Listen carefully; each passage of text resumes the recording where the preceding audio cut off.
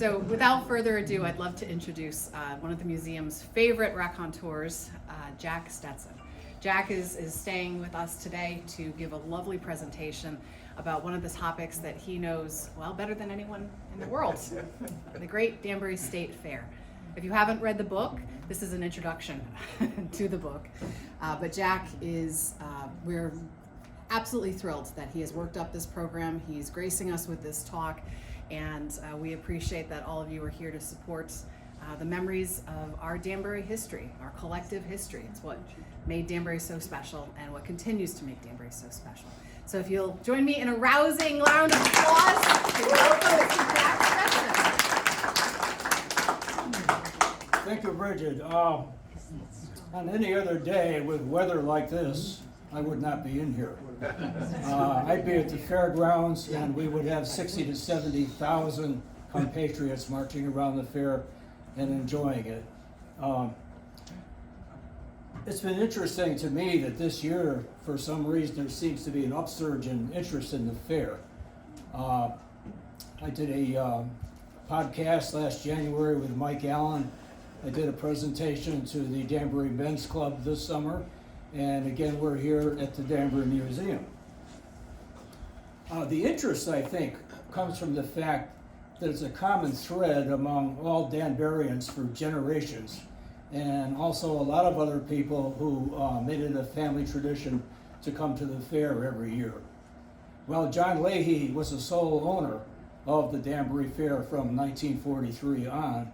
I think a lot of us and the community members in general felt like they had a certain percentage of ownership of the fair.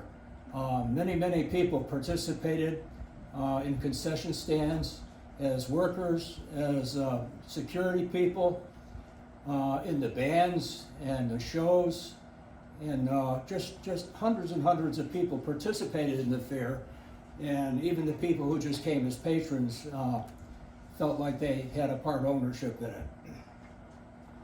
So we are going to start off here with a pictorial historical review of the Great Danbury State Fair. See if this thing works. There's an air view, and that's a more recent one, shows Interstate 84 enveloping it, the airport in the background. And all these little cigar-shaped items on here are buses. So this was probably a Saturday. We had hundreds and hundreds of buses come, primarily from New York, primarily filled with people from black churches. Along the way, they discovered the Danbury Fair, told each other about it, and they came in droves. And it was a great time. The fair was started in 1869, and Samuel Rundle was one of the key people. That's his son, and we'll talk about him later because he became president also. Samuel Rundle and George C. White were manufacturers of ladies' fine fur felt hats. They were also trotting horse breeders and racers. Trotting horse racing was all the rage several years after the end of the Civil War. There was a rough track already established over where the fairgrounds was to be, and Rundle and White wanted to have a sanctioned track where they could bring in the Trotting Association and do sanctioned racings here in Danbury without having to travel all the time. So they got together with Jacob Merritt, and they bought the property.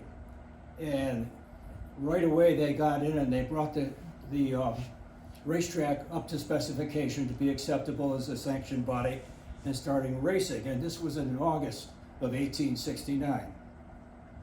In a couple of weeks, a committee of townspeople came along, namely George White, Benjamin Linus, George Copperthwaite, formed with the Rundle and White Composium there, the Danbury Pleasure Park, and they laid out the track and grounds.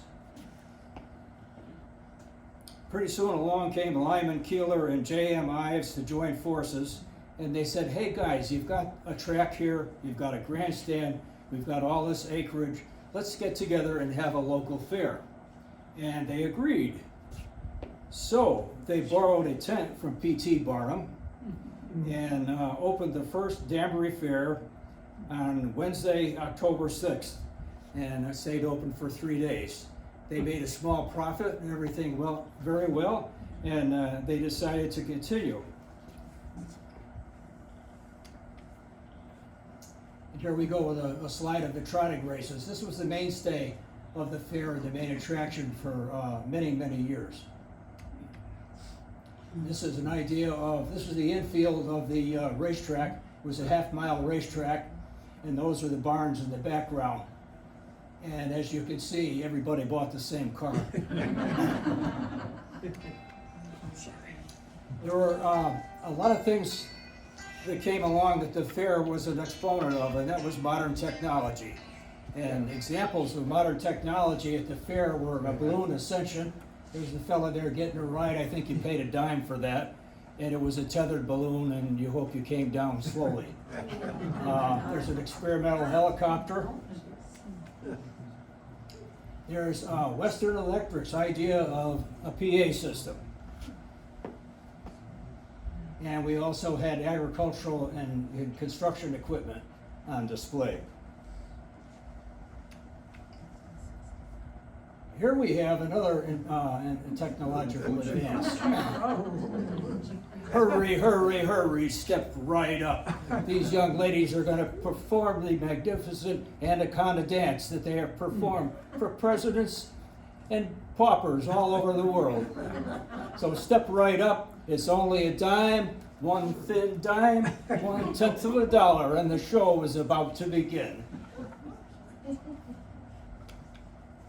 And the other side of that were the sideshows, the freaks. We're not allowed to call disability people freaks anymore. And these were people, a lot of them with severe disabilities, that found a way to make a living. They were not dependent on welfare. They weren't dependent on the public dole.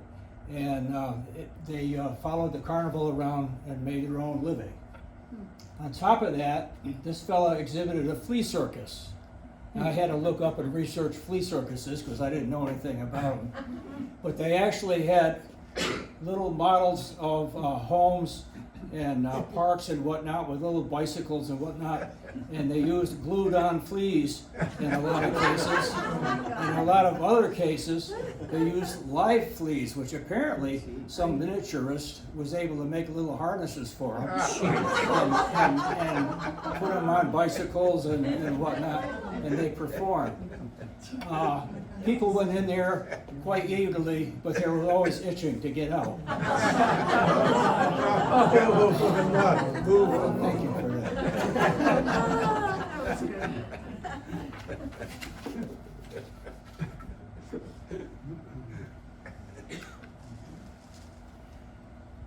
One of the big problems at the Danbury Fair over the years was fire. There were 4 major fires over the course of the century and plus. This is one of the original big top tents with one of the early administration buildings, and that all burned down.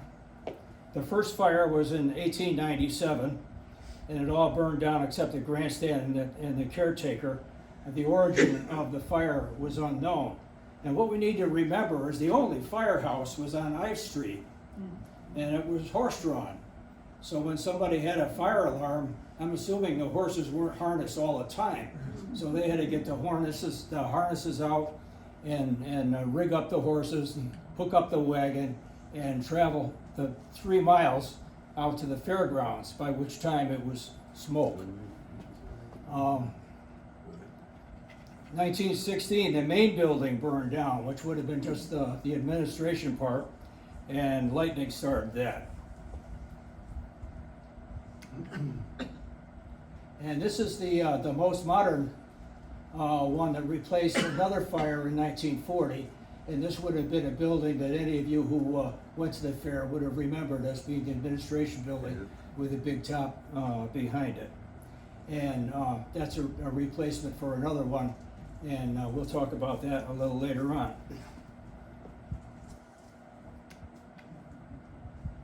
There's Mr. Leahy with a brand new big top. When they ordered a new canvas, which was about every 10 years, they had to put it up right away to see that the thing fit before Fair Week came. Here's just some scenes. This was the last big top. We had some color going on it. These are just some scenes of the displays in the big top. A lot of the apple growers and a lot of the other vegetable growers grew certain hybrid varieties just for exhibit at the fair, so they could get the right colors and textures for the display that they wanted.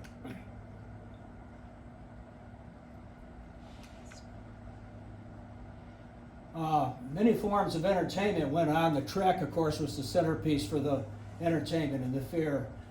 They had motorcycle races. Here's another technological advance, the megaphone. In long about 1918, automobile racing was introduced to the fair, and these are great old photos. Ira Vale was one of the most foreknown racers at the time. He was racing at the Indianapolis 500 several times. He never won, but they raced at Danbury. You can see all the safety equipment. They had a leather helmet and goggles, and that was about it. Apparently, they would reach speeds of about 80 miles an hour on the Danbury Fair half-mile track. In some cases, they had a mechanic ride with them and acted as brakeman, which was applying the brakes with a big lever. And that guy had to be probably the bravest guy in the world. And then we went into the Mighty Midgets. This happened right before World War II. The midget auto races, they were Fords and Offenhausers. The Offenhauser cars, even at that time, ran around $18,000 to purchase, which was not a small fortune, it was a large fortune.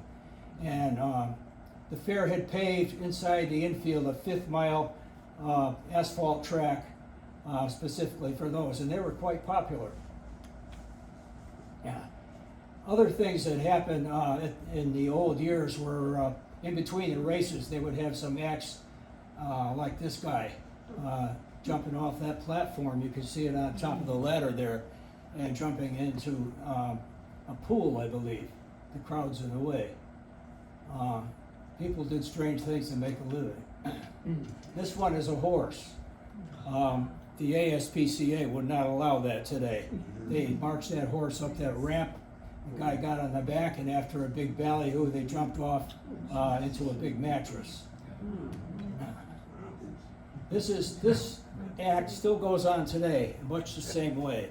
The flying Walendas that you've probably heard of initiated that, and they brought out this cannon. And Baisley took these pictures with a very old-fashioned slow camera, and so the guy actually blurred, and so he drew him in, as you can see. And the secret behind this, we'll give away some secrets, it's not an explosion of any kind, although it looked like it. There was a giant spring in there, which they pulled back. And the man stood there, and he went like this so he didn't lose his arms on the way out of the cannon, and somebody released it, and off he went, and hopefully he landed in that net that you see suspended there. We had a parade of cattle on Governor's Day every year, which was traditionally Wednesday. Once a year, the governor had time to make the laborious trip on the old roads down to Danbury from Hartford. It probably took about 3 hours. There was no interstate those. And all the farmers that exhibited at the fair brought all their cattle into the daily parade and paraded them in front of the grandstand for the governor and his party to see how agriculture was faring in the state of Connecticut. This is one of our fires. They had a concession underneath the grandstand, and the hot oil got up into a vent and caught fire, and this was after hours, and there went our 5,500 seat grandstand, 1922. The B.J. Dolan Company immediately came in and built the modern concrete and steel grandstand that any of you who were at the fair recognized. That also seated 5,500 people, and it was fireproof. So that was the Rundles along the way. Sam Rundle passed away after about 50 years of running the fair with his commission, and his son Mortimer Rundle took over. Mortimer Rundle was very well known in Danbury. He had been the mayor for one term. He was the president of the Danbury National Bank for quite a long time, and he was also president of the fair. A problem happened. Let me go back to the. Maybe it's too far back. Anyway, the picture of the big top modern building, that one there. The old building existed up until 1940. During the winter of 1941, they were renting out the courtyard around the big top as a skating rink in the middle of January. And they had a heater, a gas heater, kerosene heater, as a warming hut for the people that come in. And the vent malfunctioned and burned the whole big top and administration building again for the third time.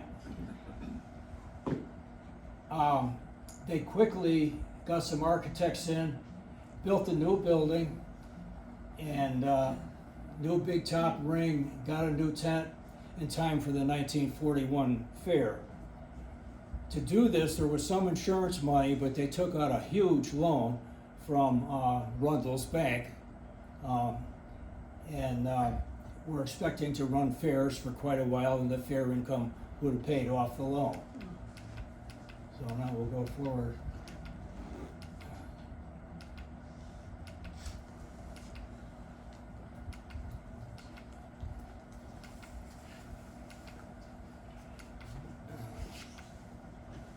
So, the upshot of all this was December 7th, 1941, a day of infamy.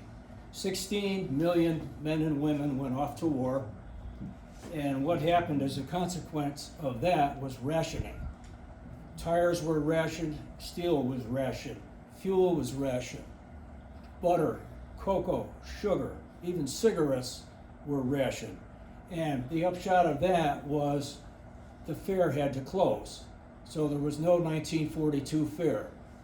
And the main problem was the income that they expected to pay off that big loan was no more. They rented out a few stables to horse owners who they couldn't collect from half the time. And they had the normal expenses of any place. They had taxes, insurance. They had a caretaker that lived on the grounds. They had to pay his salary. And they were really stretched quite thin. So along came John W. Leahy as a white knight, as we like to call him. Now, who was John W. Leahy? John Leahy was educated in the Baumforth Avenue School, and he achieved the 8th grade education that was a basic education in Danbury.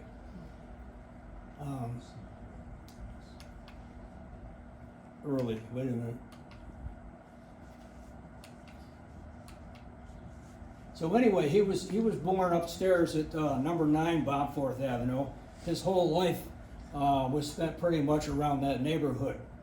His father was a White Street bartender, and in the census it said his mother was a nurse, although I have very little information about her. He had always enjoyed anything new. As a kid, he had circuses in his backyard and enjoyed doing that kind of a thing. So, one day, he had started, his father had died, and he started a machine shop. He had apprenticed at the Turner machine shop after he got out of the 8th grade, and he needed to support his mother. So in 1917, at the age of 23, he established his own business in the grinding machinist business. From there, he went on when a salesman came through town about 1928, touting the new automatic oil burner. So John took a look at that and said, here is a problem solver. We can get heat out of a liquid. We don't have to haul ashes. We don't have to shovel coal. We don't have to split wood. And he went into the oil business. And that became very, very successful. He also had his machine shop going. And then in 1937, he went into the propane business. So he was pretty well off. And 1937, he also had married Gladys Stetson Leahy, and that's how I happened to come into this. John was a bachelor into his 40s. He didn't have time for kids. He didn't have time for play. John was a workaholic. He enjoyed working. Every day he woke up, he wanted to work. And he wouldn't have the interference of somebody wanting him to do anything else. But I think he started to get lonely in his 40s. And Gladys Stetson, was an English teacher at Danbury High School. She had come from Maine. She had been divorced and left her only son, my father, to be raised by his grandparents in Mechanic Falls, Maine. And she was off to try to earn a living. She taught at several places for a couple of years each until she found out she could get a raise by moving. She finally ended up, after a stint in Huntington, Long Island, at the Danbury High School where she taught English. And she arrived there about 1933. A girlfriend of hers introduced her to John Leahy, and lo and behold, they got married. And she was a great addition and just what John needed. So one day, around 1942 or 1943, John is in his office on White Street selling fuel oil and propane and whatnot. And a woman customer by the name of Mrs. Vale comes in. And she wanted to see Mr. Leahy, so he came out, said, "What can I do for you today?" She said, I'm a little arrears in my oil account, and I don't see how I'm going to be able to pay this, but I have one share of stock in the Danbury Fair, and if you would accept it for whatever value you consider it to be, I'd like to trade this in turn to pay off my bill. So he thought, gee, that's exciting. I never owned a share of the Danbury Fair before, and he made the deal with her, and went home that evening. And he was always happy to get home and see Gladys. He called her Gladdy, and he came in the back door, and he said, "Gladdy, I'm home." And she said, "Yes, John, I know." And he said, "You'll never guess what I did today." And she said, "Probably not." And she was used to surprises from him all the time. He said, "I bought a share of the Danbury Fair." And she said, "Why, John, whatever are you going to do with that?" And he said, "Well, Gladdy," he says, "I don't really know." But in the morning, he took his share of Danbury Fair stock and ran down to Rundle's office. There he is. George Rundle had an office. Those of you who are old-time Danburyans remember the turret in the building on the corner of Main and White over what I remember as Feinson's men's store. There was an older building there, and Mortimer Rundle had his offices up there. And right next to him was George Nevius, who was a big insurance man in Danbury, and they were best buddies. So John, quite uninvited, marches down to that building and climbs upstairs with his share in his hand. And he said he'd like to see Mr. Rundle, and Mr. Rundle had him come in, and he said, "What's up?" And he said, "Well, I bought this share of Danbury Fair stock." And he says, I'd like to know if I paid much for it or too little or whatever." And they said, "Well, that's very interesting because this share of stock hasn't been sold in many, many years. And what'd you pay for it?" He said, "Well, I paid about $100. And he and George Nevius were sitting there, and they said, "Well, that was probably fair, but what do you want to do with it?" He says, "I think I'd like to acquire more." And they said, "Well, sit down, we need to explain a few things to you." And what they explained was the huge debt that they had of the very little income coming in, and the fact that nobody knew how long World War II was going to last. And so it looked like the Danbury Fair was done forever at that point. And they said, "We'd be glad to sell you some shares." Mortimer had no sons, he had no relatives that were interested in taking on the fair at all, and he was quite elderly. And so he sat down and explained all this to John, and he sold him a few shares. And A little while later, John kept pestering him. He said, I'd like to buy some more. And so he said, look, I'm going to sell you all of my shares to the fair.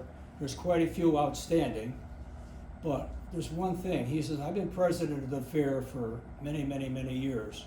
And as an honor, I would like to continue to be president of the fair, even if you become the controlling stockholder.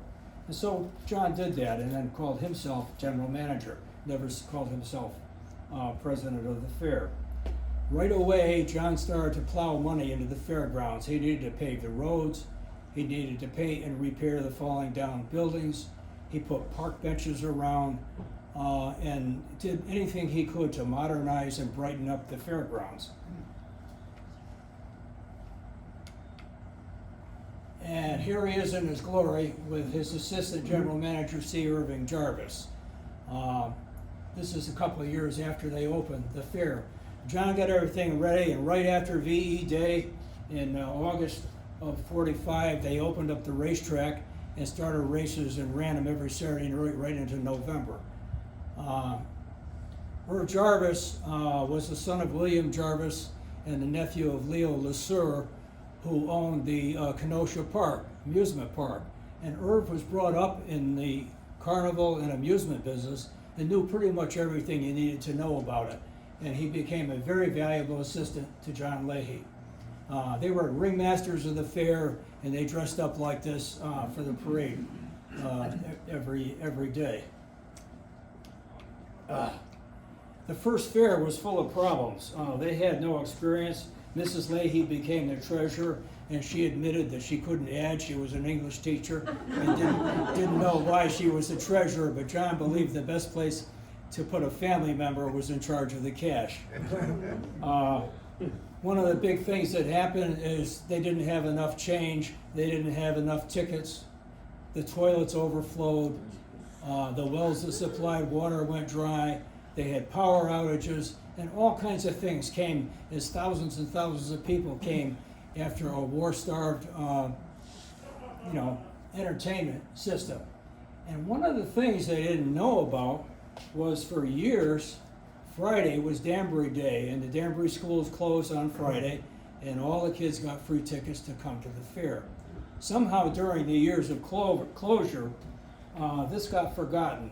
And when 1946, when the fair opened, there was no fair day scheduled on the school calendar. So there's two theories to this. Either the Board of Education didn't want to waste a day on the fair, or John Leahy had already plowed a lot of money into the fair and wasn't giving away tickets to anybody. He wanted to get reimbursed. Which is true, I don't know.